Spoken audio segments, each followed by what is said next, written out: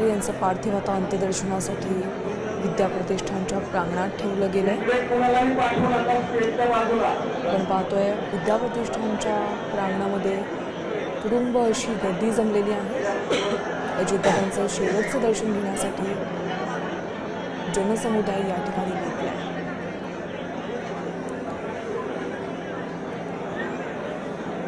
राज्यातील मंत्रिमंडळातील सर्व नेते मंडळी या ठिकाणी अजितदादांना शेवटचा निरोप देण्यासाठी पोहोचलेले आहेत।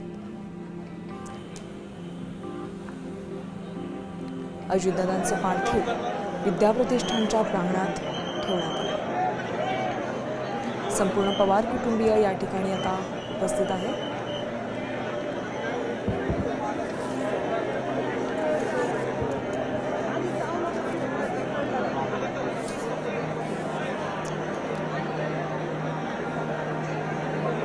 सुनेत्रा पवार, पार्थ पवार, जय पवार, शरद पवार तसंच सुप्रिया सुळे आणि अजित पवार यांचे भाऊ श्रीनिवास पवार हे देखील या ठिकाणी उपस्थित आहेत।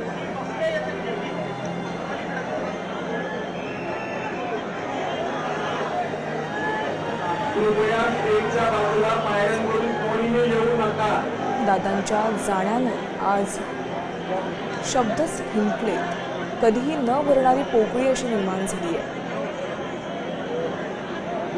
महाराष्ट्राचे दादा हे व्यक्तिमत्व आता पुन्हा दिसणार नाही यावर कुणाचाच विश्वास बसत नाही।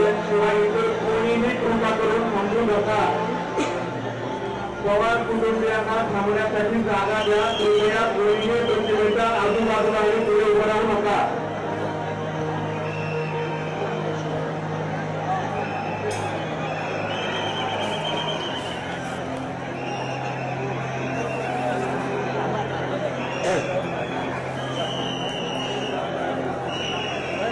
मंडपाच्या मागच्या बाजूला जागा द्या, इलेक्ट्रिफिकेशनचं काम करायला।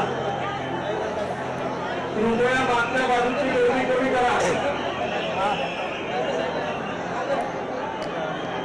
दृश्य आपण विद्याप्रतिष्ठानच्या प्रांगणातले पाहतो। या ठिकाणी अंत्यविधीची तयारी सुरू करण्यात आलेली आहे। रोहित पवार यांच्यासह राज्य सरकारचे अनेक अधिकारी या ठिकाणी उपस्थित आहेत।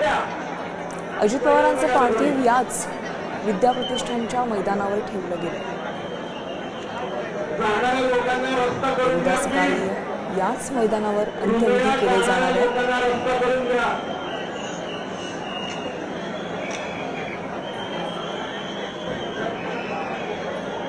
अंत्यदर्शनासाठी अलोट अशी गर्दी पाहायला मिळते।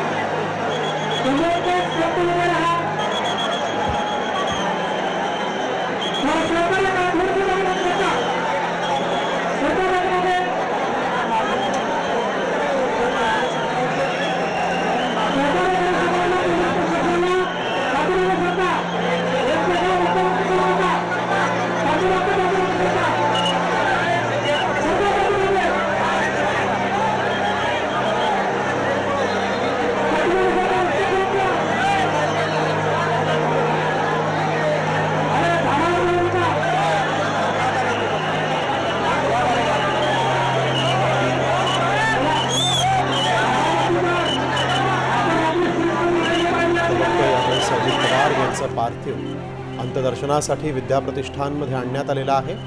या ठिकाणी अजित पवार यांचं पार्थिव हे अंत्यदर्शनासाठी ठेवण्यात येणार आहे। या ठिकाणी आपण बघतोय